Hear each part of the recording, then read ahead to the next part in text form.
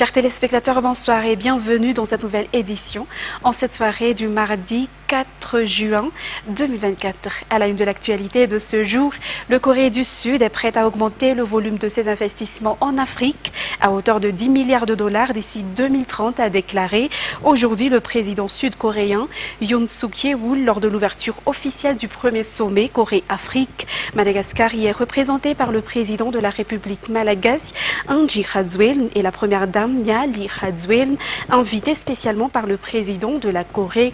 Lors de son discours, le président An Ji-Raduel a déclaré que la Corée est un bon exemple à suivre. Madagascar souhaite travailler avec la Corée pour développer son potentiel, a-t-il poursuivi. Plus de détails avec Ruth Christelle Harkout-Malal et Andrew Razajabé.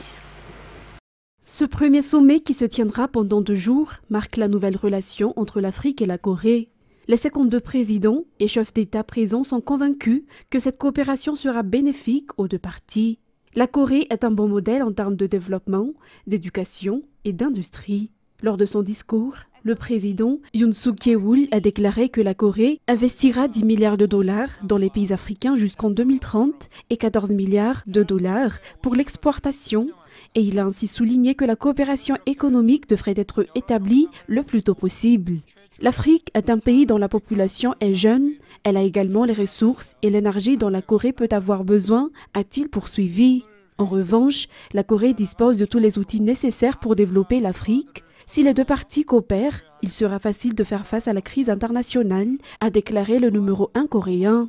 Les domaines d'intérêt de la Corée, dans sa collaboration avec l'Afrique, comprennent la lutte contre l'insécurité alimentaire, la lutte contre le changement climatique, l'agriculture, la santé et le secteur minier. Pour Madagascar, qui est riche en ressources minérales et en ressources marines, et la vision est de les promouvoir, a déclaré le président An Ji-Raduel, et c'est justement les domaines pour lesquels notre pays recherche une coopération avec la Corée.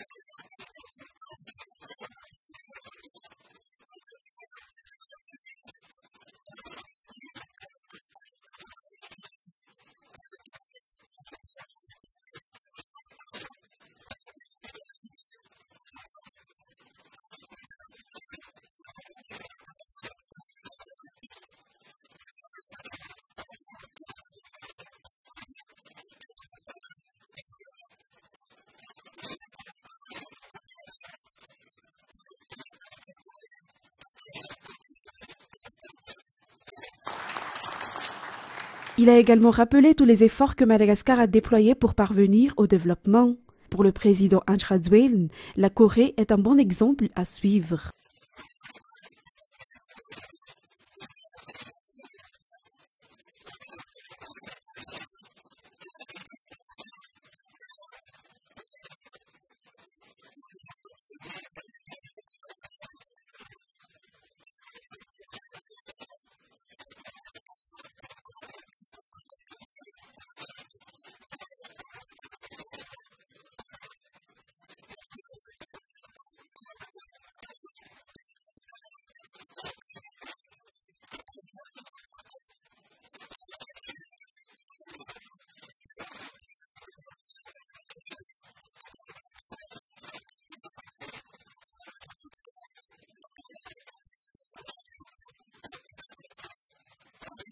L'avenir que nous construisons ensemble, croissance partagée, durabilité, solidarité, tel est le thème de ce premier sommet Corée-Afrique qui se terminera demain.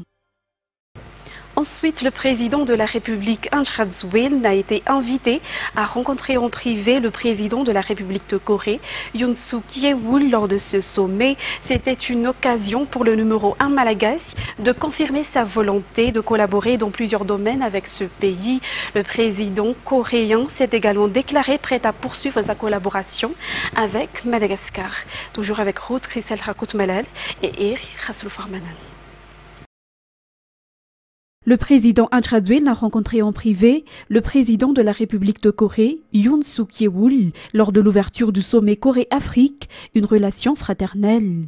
Les deux parties ont exprimé leur volonté de poursuivre la collaboration déjà existante. Employement de procurement system a notamment été discuté. Il s'agit d'envoyer 1000 travailleurs malagasy par an en Corée. Une réunion dans ce sens s'est tenue hier entre la ministre malgache du Travail et le vice-ministre du Travail coréen. Par ailleurs, le président malgache a également plaidé sur les maux de la population, à savoir les mauvais états de la Nationale 1, où il a demandé un financement à son homologue. Le président coréen, pour sa part, s'est dit captivé par la beauté de Madagascar et a demandé à collaborer dans les domaines du tourisme, du commerce, de l'industrie, des mines et de l'agriculture. Cela s'est confirmé par la signature de 2 accords de coopération tenus à Séoul. Madagascar n'a qu'un seul objectif, le développement du pays et du peuple malgache. Pour y parvenir, le président et le gouvernement sont constamment à la recherche d'investisseurs. Et il y aura une nouvelle forme de coopération entre Madagascar et la Corée en termes de ressources minières, notamment sur les minéraux critiques. Le ministre coréen du Commerce et de l'Industrie et le ministre des Mines malagasy ont signé aujourd'hui à l'hôtel Lotte un protocole d'accord concernant l'utilisation des minéraux critiques de Madagascar, une cérémonie à laquelle le président de la République, Ahn Cheol-soo, a assisté. Ruth Christelle Rakut-Malal et Ant Razajabé. Madagascar se classe au 4e rang mondial après le Brésil, la Turquie et la Chine en termes de ressources en graphite. Selon les estimations, Madagascar dispose de 26 millions de tonnes de graphite, selon le ministre des Mines, Rakut-Malala Erinjane Olivier. Le graphite est utilisé pour fabriquer des batteries et 90 nouvelles sites miniers sont nécessaires pour répondre à la demande mondiale. La possession par Madagascar de cette ressource constitue un grand avantage pour le pays, en plus d'autres minéraux critiques comme le nickel, les terres rares, etc. Il faut cependant savoir les contrôler. C'est précisément la raison pour laquelle Madagascar travaillera avec la Corée, célèbre pour la fabrication de voitures électriques, de téléphones portables et bien d'autres. Une collaboration qui portera sur le partage d'expériences et la formation. Aujourd'hui a eu lieu la signature de la convention de coopération entre le ministre coréen du Commerce, de l'Industrie et de l'Énergie, Cheong-in Kyo, et le ministre des Mines malgaches, Rakut-Malala Erinjane Olivier. Une cérémonie à laquelle le président Ahn Cheol-soo a assisté. Et concernant les élections législatives à Madagascar, les observateurs électoraux, notamment ceux au sein de l'AFA ou Association Femmes en Action de coordination de l'espace CEDEAO-AFA de la Côte d'Ivoire, ont rencontré ce jour le président de la CENI et lui a remis leur déclaration préliminaire sur les élections législatives du 29 mai dernier à Madagascar. Ces observateurs ont salué la réussite de ces élections. Reportage sur les images de Nzar Hanjian. Dans le cadre de la mission conjointe d'observateurs d'élections, l'Association Femmes en Action de coordination de l'espace CEDEAO, AFA, de la Côte d'Ivoire a rendu aujourd'hui auprès du président de la CENI sa déclaration préliminaire suite aux élections législatives du 29 mai 2024 à Madagascar. L'AFA a bénéficié de l'accréditation de la Commission électorale nationale indépendante pour cette mission. La République de Madagascar a connu une journée électorale qui, selon l'AFA, s'est déroulée de manière inclusive, transparente, démocratique et pacifique. Ces observateurs ont noté la maturité politique et démocratique du peuple malgache, ainsi que l'engagement du gouvernement et des acteurs politiques en faveur du processus électoral. Nous avons remarqué que les élections se sont passées dans un climat de paix, de calme, voilà, et on tenait à remercier le peuple malgache qui sont sortis massivement pour élire leur candidat sur les 473 les 163 députés élus. Et nous avons constaté que le peuple malgache est sorti massivement le jour du scrutin, le 29 mai, et pour voter leur candidat. Et on tenait à remercier le peuple malgache parce que c'est un pays démocrate. La mission a souligné quelques retards mineurs dans l'ouverture des bureaux de vote, mais a salué la qualité du personnel électoral, la disponibilité du matériel de vote et le respect du secret de vote. La campagne électorale a été décrite comme dynamique, touchant tous les segments de la population. L'observation a révélé une participation progressive des électeurs dans une atmosphère globalement apaisée. Concernant le taux, nous avons constaté un taux un peu élevé. Voilà. Un taux un peu élevé. Comme je disais tout à l'heure, le peuple est sorti parce qu'on sent dans l'organisation. D'abord, on tenait à remercier les structures, les organisations. La CENI a bien organisé les élections législatives. Donc, pour ces élections, le taux est en note sur 41%, ce que je peux dire sur le taux de la participation. L'AFA a conclu que malgré quelques imperfections mineures, les élections législatives à Madagascar ont répondu aux normes internationales. La mission a félicité le peuple malgache, la CENI, le gouvernement, les acteurs politiques pour leur contribution à la réussite de ce scrutin. Dans un tout autre sujet, selon le communiqué émanant du secrétariat d'État en charge des nouvelles villes et de l'habitat, premier responsable du projet Transport par câble aujourd'hui, l'essai technique des 27 cabines de la ligne Orange reliant Anous à Souarin débutera demain, mercredi 5 juin à partir de 8h30. De ce fait, ces 27 cabines seront envoyées simultanément durant cette phase d'essai. Selon le programme établi, les essais se poursuivront durant tout ce mois de juin en respectant les étapes mises en place par les techniciens et en suivant les normes requises. Le secrétariat d'État en charge des nouvelles villes et de l'habitat a souligné dans ce communiqué que lors des essais, le TPC fonctionnera grâce au groupe électrogène mis en place dans toutes les gares et n'utilisera pas l'électricité de la Jirama. Et 700 enfants éduqués au sein du centre Akamasu se sont vus remettre aujourd'hui de leur acte de naissance. L'événement s'inscrit dans le cadre de la célébration du mois de l'enfance. Le ministre de la Justice, aussi ministre de la Population par intérim, est venu les remettre à ces enfants aujourd'hui. Fagissane Mireille sur les images de Yves Janel. Avoir un acte de naissance est un droit fondamental dont tout enfant devrait bénéficier. Pour ceux d'Akamasu, environ 700 enfants qui n'ont pas bénéficié et qui sont éduqués au sein de ce centre ont reçu les leurs aujourd'hui. Certains de ces enfants n'ont jamais pu passer d'examen officiel auparavant, faute de ce document administratif. Il est de la responsabilité des parents de déclarer la naissance de leurs enfants dans un délai de 30 jours. Cependant, en raison de difficultés, de déplacements et de divers problèmes, beaucoup n'y sont pas parvenus. Le traitement des documents pour obtenir l'acte de naissance des enfants éduqués à Akamasu a été facilité. L'objectif est que tous les enfants puissent jouir de leurs droits, notamment en ce mois de juin qui marque le mois de l'enfance. En éducation, un des plus grands défis qui attend le ministère de l'Enseignement supérieur et de la Recherche scientifique est le déroulement sans faille de l'examen du baccalauréat 2024. En conséquence, le ministère de tutelle est en pleine préparation actuellement et aujourd'hui, le ministre de l'Enseignement supérieur et de la Recherche scientifique par intérim, Fidniavra Vukac, est venu pour voir de près le déroulement des préparatifs. Plus de détails avec Nate Rakutmov. Ces responsables sont en pleine préparation des 100 000 enveloppes qui contiendront les sujets d'examen à répartir dans les salles de tous les centres d'examen de la Grande Île. Les préparatifs des épreuves du baccalauréat, qui se tiendra du 22 juillet au 1er août prochain, vont bon train. Le défi du ministère est de tenir un examen sans faille et qui ne connaît aucune perturbation pour cette année 2024. Le ministre Fidniavra Vukac a procédé à la visite des lieux de préparation de ces enveloppes aujourd'hui afin de donner des consignes pour que tout se fasse minutieusement et sans problème. Le ministre appelle également à l'entraide de tous les acteurs concernés afin que le bac se passe bien pour cette année. Il est à noter que les épreuves de PS pour le baccalauréat sont en cours actuellement dans toute la Grande Île. Et actuellement, 300 tonnes de baies roses sont produites dans la commune de Mandis, district de Tolana, région Anossi. Selon les informations, 80% de baies roses produites par Madagascar proviennent de cette région et les Européens consomment les 90%.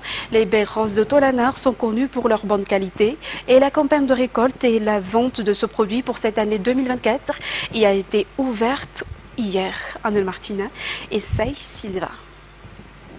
La commune de Mandis, district de Tolana, région Anossi, se classe au deuxième rang mondial en termes de production et de qualité de baies roses. Les pays européens en consomment la plus grande part, soit les 90%. Mandis en produit jusqu'à 300 tonnes actuellement. La culture des baies de roses est une activité très florissante dans cette commune. Il s'agit également de la deuxième source de revenus après le financement gouvernemental dans la caisse municipale selon les informations. Dans la commune de Mandis a donc eu lieu hier l'ouverture officielle de la campagne de récolte et de la vente pour cette année 2024. Pour la promotion de ce secteur d'activité, qui est également la source de revenus de la plupart des habitants dans cette localité, de nouvelles stratégies seront mises en œuvre selon les informations. La baie rose, également connue sous le nom faux poivre, est l'une des épices les plus utilisées au monde.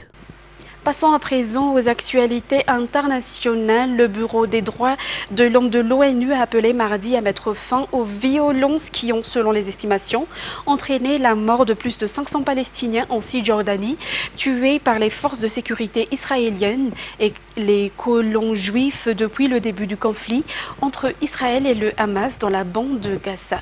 Plus de détails sur les images de France 24. Enveloppé d'un drapeau, le corps de ce jeune Palestinien est porté en triomphe dans les rues de Naplouse. Le jeune homme de 28 ans a été tué dans un raid de l'armée israélienne sur la ville, survenu quelques heures plus tôt, aux abords du camp de réfugiés de Balata. Les troupes de l'État hébreu ont abattu une seconde personne, présentée comme un haut responsable d'un groupe armé. Le fugitif, dont le corps a été emporté par les soldats, assistait à un mariage. Il a demandé s'il y avait un accès au toit. Nous avons répondu oui et il est monté. 5 minutes plus tard, l'armée a fait éruption. Ils nous ont crié dessus et ont pris tous les téléphones portables. Au bout d'un moment, on a entendu une détonation, puis des gens ont crié pour dire qu'il y avait un martyr. L'armée parle d'échanges de tirs avec des terroristes armés dans la zone. Malgré une importante mobilisation de ses troupes dans la bande de Gaza et à la frontière avec le Liban, Israël multiplie les opérations en Cisjordanie occupée. Selon les autorités de Ramallah, au moins 522 Palestiniens ont été tués en Cisjordanie depuis le 7 octobre, soit par des soldats, soit par des colons israéliens. Ensuite, Kylian Mbappé rejoindra le Real Madrid la saison prochaine, a annoncé lundi. Le club espagnol mettant fin à un faux suspense de plusieurs semaines. En fin de contrat avec le Paris Saint-Germain, le capitaine de l'équipe de France, âgé de 25 ans, s'est engagé pour 5 saisons avec le club espagnol. Reportage signé France 24. Un rêve devenu réalité, les premiers mots de Kylian Mbappé en espagnol pour annoncer sa venue au Real Madrid. Sur les photos postées sur ses réseaux sociaux, Kylian Mbappé, alors adolescent, pose fièrement en équipement du Real devant l'enceinte des merengues. Et l'attaquant peut avoir le sourire, le désormais ex-numéro 7 du PSG arrive à Madrid par la voie royale. Un contrat jusqu'en juin 2029, estimé selon la presse espagnole à 35 millions d'euros bruts par an. 2 fois moins qu'au PSG, où son salaire était estimé à 72 millions d'euros bruts. Mais Kylian Mbappé pourra compter sur d'autres avantages. Le buteur international de 25 ans aurait négocié de percevoir 80% de ses droits à l'image. Ces contrats publicitaires qui se chiffrent déjà en millions d'euros pourraient eux aussi être revus à la hausse, tout comme certaines primes. Et puis surtout, Kylian Mbappé devrait en plus percevoir une prime à la signature, là encore estimée à 150 millions d'euros versée sur 5 ans. De quoi bien commencer la saison. Le PSG ne touchera aucune indemnité suite au départ du meilleur buteur de son histoire, après 7 années passées au club. Pour le Real, Kylian Mbappé constitue une aubaine. Son arrivée devrait attirer un peu plus les supporters dans les boutiques officielles. Mbappé à Madrid apportera un bon jeu, beaucoup de vitesse, beaucoup de technique. Et c'est un joueur complet. Il n'est pas indispensable à Madrid, mais c'est une valeur ajoutée. Une valeur ajoutée sportive, mais pas seulement. La star française devrait augmenter un peu plus la valorisation du Real Madrid, déjà évaluée à 1,40 milliard d'euros. Un club dont la valeur totale est estimée à plus de 6 milliards d'euros. Et d'après un rapport de Microsoft, la Russie a intensifié sa campagne de désinformation concernant les Jeux Olympiques de Paris, cherchant en particulier à amplifier les craintes d'éventuelles violences durant l'événement. En réponse, Moscou a nié toute implication mardi et a dénoncé ce qu'elle considère comme une campagne russophobe des médias. France 4. 5 cercueils déposés samedi devant la Tour Eiffel. Dessus, un drapeau français et ces quelques mots « Soldats français de l'Ukraine ». Des mains rouges taguées sur le mur du mémorial de la Shoah. 2 opérations présumées d'ingérence russe. Et aujourd'hui, ce rapport accusatoire de Microsoft. Il pointe du doigt des groupes de cybermalveillance diffusant de dizaines de fausses informations sur la sécurité des Jeux Olympiques. Hi everyone. It's me, Tom Cruise, the actor. L'intelligence artificielle utilise la voix et l'image de Tom Cruise pour dénigrer les JO. Une vidéo réalisée selon Microsoft par le groupe russe Storm 1679. Nous avons constaté une augmentation de l'activité russe dans l'utilisation de deepfakes. Mais ces derniers mois, ils n'ont pas tant ciblé les élections européennes que les Jeux Olympiques de Paris. De fausses images de journaux français comme Le Figaro ont également été utilisées. Ici, il s'agit d'une prétendue alerte aux punaises de lit qui menacerait les JO. Cette désinformation russe viserait à créer un climat de peur autour des Jeux. À Moscou ce matin, le porte-parole du Kremlin dénonce une campagne russophobe en France. Ce n'est rien d'autre que pure calomnie. Ces accusations n'ont rien à voir avec la réalité. Pourtant, le Kremlin va plus loin et menace, n'excluant pas de frapper les instructeurs français qui pourraient être envoyés en Ukraine. Chers téléspectateurs, cette édition touche à son terme. Nous vous remercions de votre fidélité et tout de suite après, vous allez suivre l'émission Lizouk au point de droit avec Céline Ranichlant. Au revoir à tous.